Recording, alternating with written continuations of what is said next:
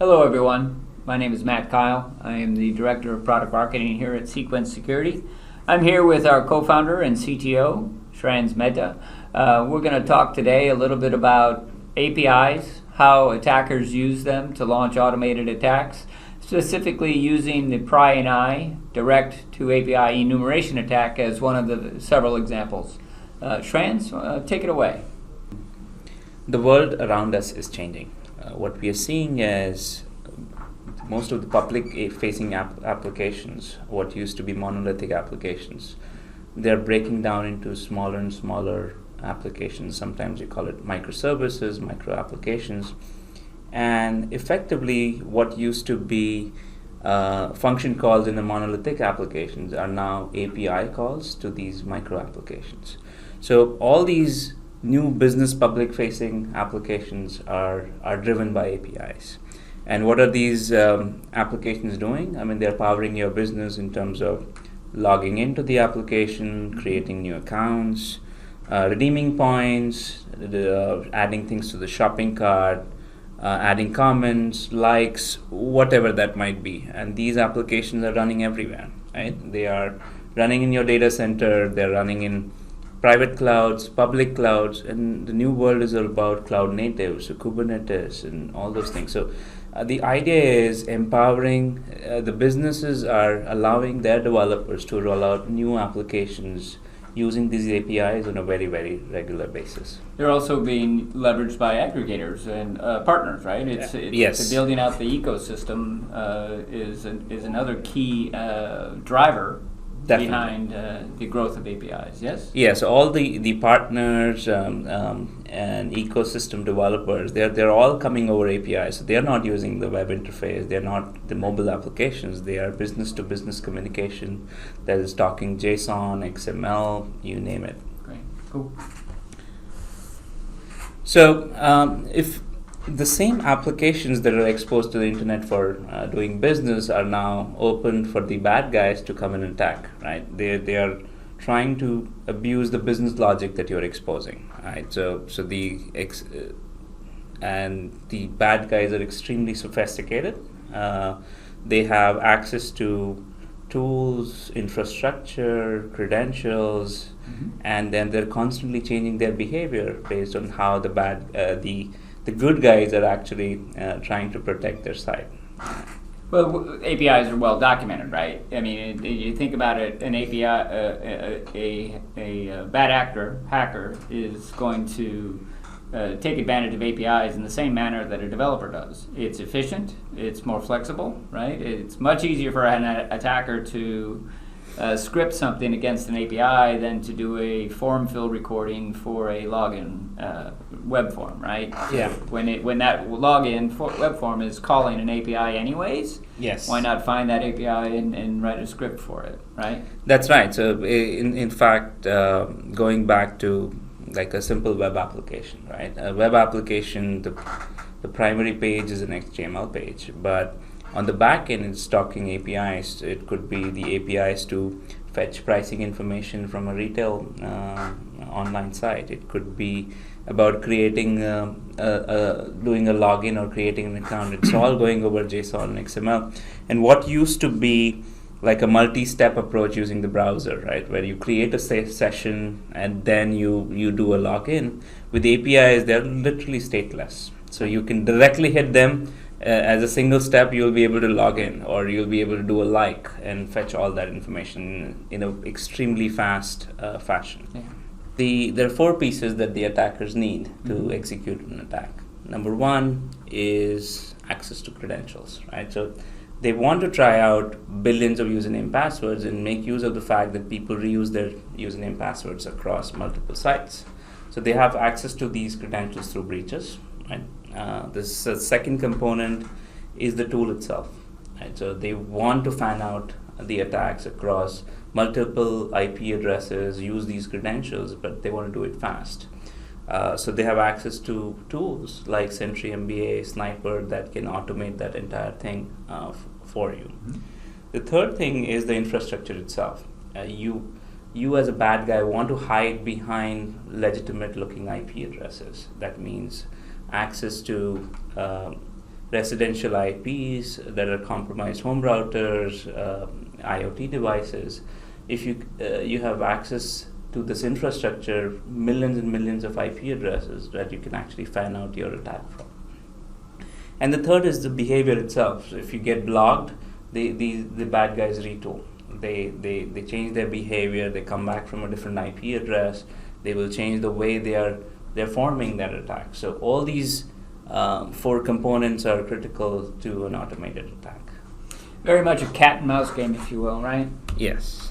So the ramifications. Talk a little bit about some of the things that we've seen. Once the account takeover is achieved, what is the next step that an attacker might take? So, in case of an account takeover, right, in some ways we call it a pre-fraud. This is one step before an actual fraud is going to happen, right? Yep. So when you take over maybe a few hundred or even 1,000 accounts, right? You can either resell them in the black market, and the other guys will go ahead and commit actual fraud, or they could go ahead and steal the PII or personally identifiable information. They could, depending on the kind of business you are in, they might move money around or buy things on somebody else's behalf. So there are many things that you can do once the accounts have been compromised. But it's not just limited to account compromise. It could be about creating fake accounts. Mm-hmm. So if you have created a fake account, then you can use that for other social engineering attacks. So you can use that to do fake likes on a social networking site. You can create fake accounts in case of there are promotions going on and you get some credits for using the services. So it can range from creating simple accounts, creating fake accounts, taking over accounts, or even scraping pricing information from a competitor. So various different use cases around it. So one of the things that the you and the CQ Prime research team did is we discovered the Prying-Eye video conferencing enumeration attack that we announced a bit ago. Drill down into that and talk a little bit about how it works. Sure. So if you've used any of the well-known video conferencing software, right, they've become extremely simple, and the way they do it is they provide you with like a 9 or 10-digit numeric ID. You can use that numeric ID in your URL to join the meeting. Now, behind the scenes, what it does, it's a multi-step process to actually join the meeting. When you put that in your URL or in your Zoom or WebEx application, in the back end, that application is talking to multiple microservices over APIs. The first step is to identify, is this a legitimate meeting ID or not? The second step is, if it is a legitimate ID, who is the host of that meetings, to provide you with some meta information on your screen, mm-hmm. that this individual owns the meeting and has the meeting started or not. And the third is actually joining the meeting using your audio-visual communication. Now, given that this meeting ID number is a very limited space in terms of numeric IDs, even though it looks like a big number, from a bot perspective, if you're trying out hundreds and thousands of requests to join these meetings, it's a very small space.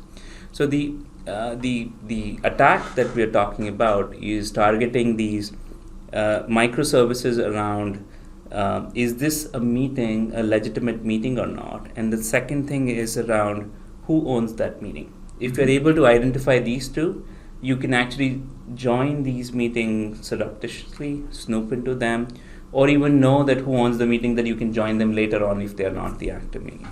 So what we did here was we looked at the APIs for these specific microservices, what their request and response looked like. In some cases, they were JSON requests. Mm-hmm. In some cases, they were XML requests. But the idea is the same. They are API.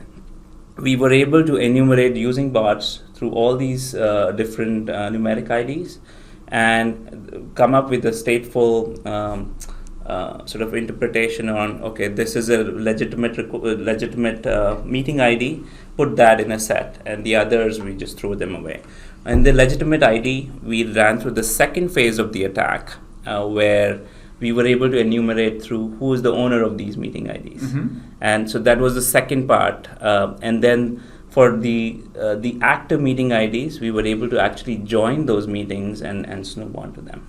So this is the entire sort of anatomy of the attack, how we actually did that. Now, the important thing here is that we worked with both WebEx and Zoom. We told them about it, and they've applied some fixes for this attack, right? That's right. So our goal is not to do the actual attack, but to Yeah. spread the awareness that you need to protect each and every entry point into your environment, and especially when you have these APIs that are opening up these microservices. What used to be a single or one or two entry points is now becoming tens and hundreds of those entry points. Now, public service announcement. If those of you who might watch or see this video, if you don't use passwords on any of your web meetings, you should start doing so, just as a security best practice. So here's another example of an attack over APIs, and this is for one of our financial services customers.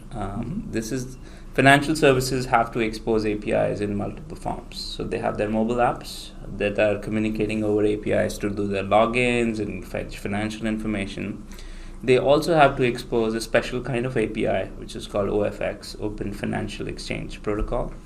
That they have to expose to their partners like Mints and Yodleys to come in and fetch financial information or even transact on their customers' behalf. The bad guys were able to crack open their mobile app, Android application, figure out the login APIs that this financial services customer was exposing. They used stolen credentials to verify accounts. And once they had a set of verified accounts, they would immediately switch channel. So they would go over OFX to actually do the transaction and move over money to another account. So this is another use case of API abuse, which lies in the realm of standard account takeover activity and moving account. All right, now that we've looked at the problem on API abuse, let's talk about the ways you can actually protect against these attacks. The number one problem that in the API world is just understanding your attack surface. There are new APIs that get rolled out on a regular basis. The developers are rolling V1, V2, V3 version on, if not monthly, weekly. It can go on to very fast pace. From a security team's perspective, you need help discovering those APIs. And as Cequence platform, our first job is, without being intrusive in nature, just getting a copy of the traffic, we can help you understand your attack surface in terms of, and it's just not limited to APIs, but your web channel, mobile channel, as well as APIs that you're exposing. We discover all those APIs and applications that are exposed. The next thing that we do is we actually detect the intent of those APIs. So some APIs are the interactions or transactions that are going on are actually good. They might be automation, but it could be coming in from your partners. It could be Google scraping, or it could be your applications, health monitoring applications, and so on and so forth. So identifying the intent on top of these APIs is extremely important. Malicious versus benign. Malicious versus the benign. Yeah. Right? So our COAI engine, which is the core of our technologies, is looking at all those transactions, and then you're applying machine learning and other techniques, sort of clusters together sort of similar looking transactions, and then we try to assign intent on top of it. So number one is it good or bad? And if it's bad, what is the intent? Is it an account takeover? Is it price scraping? Is it a fake like, and so on and so forth. And then the third aspect is actually defending against these attacks. So we provide with a couple of options for our customers. People who have deployed us just the COAI engine, which is out of band nature, We provide CQ Connect capabilities, which can connect into your existing system. You could have a CDN in place, which is already in line. You could have a web application firewall, IPS, which can take feeds from feeds of intelligence that we are generating and then feed it into their inline system to take actions. Or the other aspect is we can defend against these kinds of attacks using our inline piece, which is called the Defender, which can provide with a range of capabilities. You can go ahead and simply block, but like we said earlier, the attackers are fairly sophisticated, and if you block them, they get tipped off and they morph. Right? So in those cases, we can apply other techniques, like you can rate limit these guys and send them responses like the site is unavailable. You can signal upstream applications by doing a header injection and say, okay, upstream application can decide sending this data to a fraud system or doing a second level verification for these kinds of transactions. But what works really well in these kinds of setups is actually deceiving the bad guys. Mm-hmm. Think of it as if somebody is trying to do an account verification, trying out hundreds of thousands of username passwords, and this application responds back with a fake response that your account is successfully logged in, or this is the price of the product that you were trying to fetch, and none of them is actually real. It's not hitting your backend, and we are providing fake responses of this is a legitimate account, or this is a price, but it's a fake price. So that significantly slows down the bad guys. Put some guardrails around it, if you will, right? They don't retool and go somewhere else. They think they are being successful. Yeah, that's right. Yeah. Cool. So that's, and this becomes a continuous cycle for us for discover, detect, and defend. So you don't just stop just because you've discovered the application, because your developers are rolling out new ones. So we are discovering new ones, bubbling up new kinds of attacks that are happening on those applications and APIs, and then defending them using these various different techniques. So we talked a little bit earlier about the tools, credentials, behavior, and infrastructure that the attackers use. So, let's switch gears and talk a little bit about how we apply the COAI intelligence to each one of these components.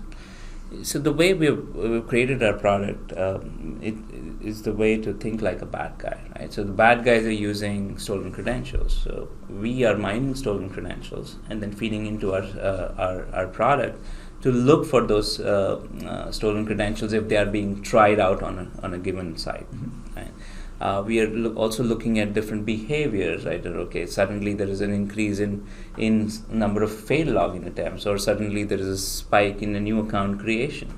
Those are all sort of indicators of, in a way, credential abuse. Right?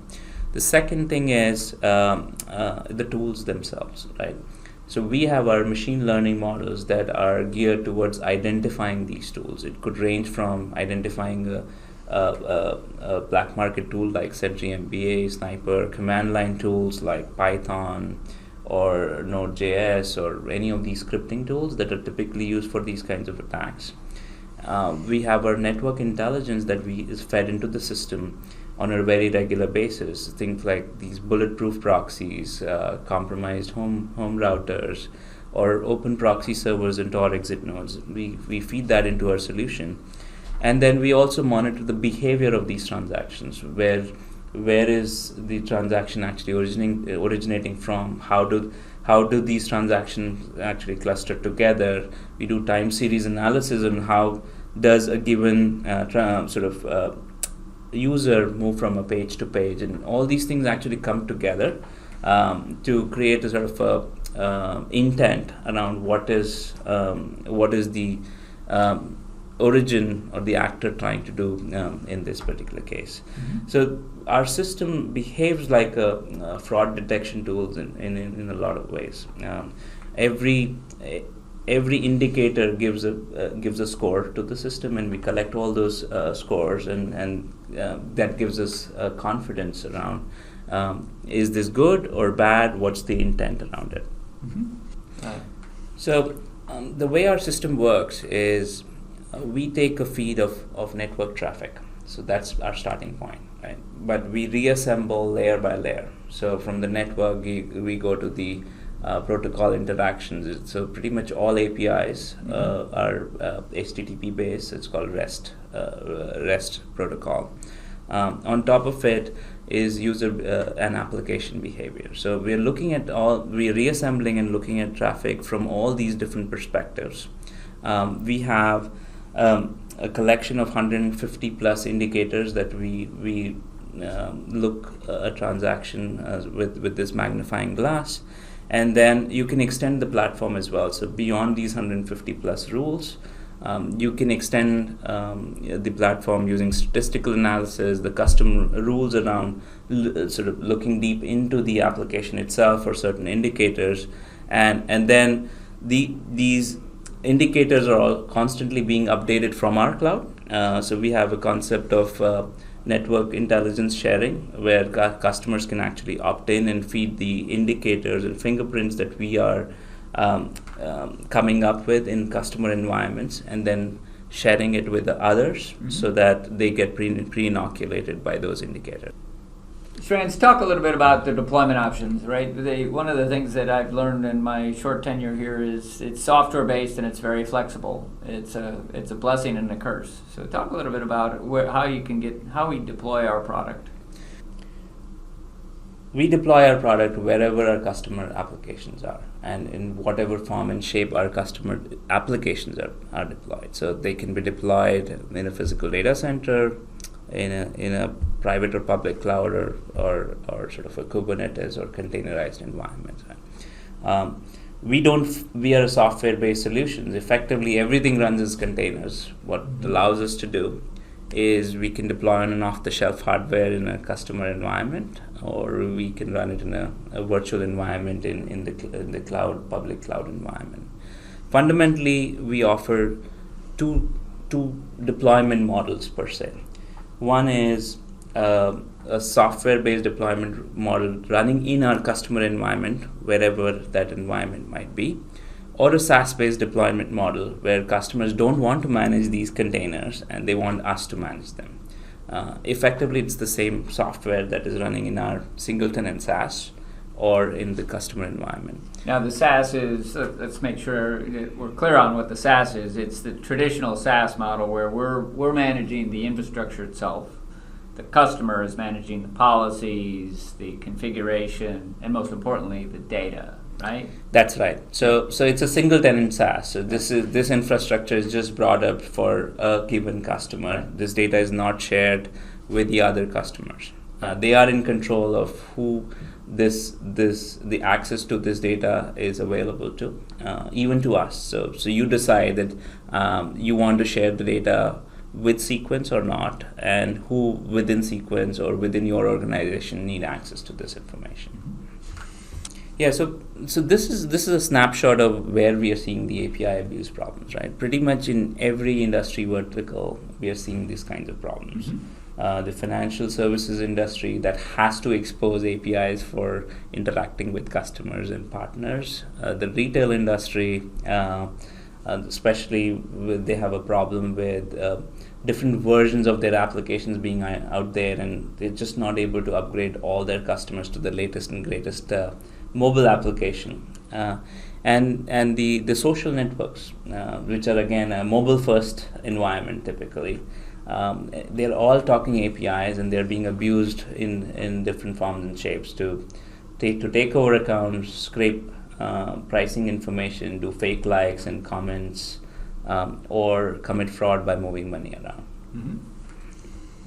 So go ahead and wrap up and talk a little bit about the company. This is your baby, so tell us a little bit about the company.